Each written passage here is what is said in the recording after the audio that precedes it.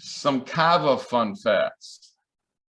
85% of Cava it's all Cava's from Spain, all Cava's from several regions in Spain, but 85% of it comes from the Catalonia region, which is just due west of Barcelona.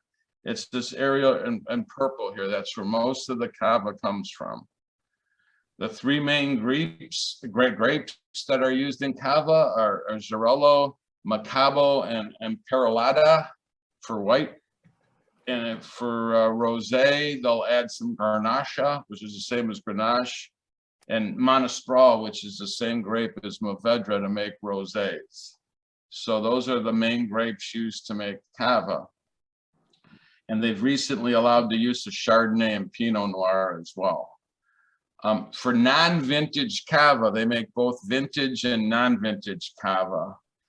Non-vintage is a Cava without a year on the label. It has lower acidity, less toast yeast flavors than champagne because it's not necessarily aged as long. Vintage is more similar to champagne. You don't see very many vintage Cavas. I picked one up in Costco a few weeks ago. My God, it was good. You would have guessed it was champagne. So if you see one of those, you buy it. I think you're going to like it. They're more approachable at a very young age, and they're less complex generally than champagne for easier drinking.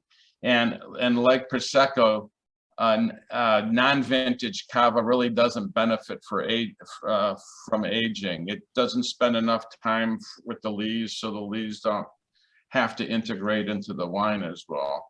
It's generally an outstanding value. It's my go-go. If I make a mimosa, I'll just buy a $10 bottle of Cava or whatever, and it makes a great mimosa.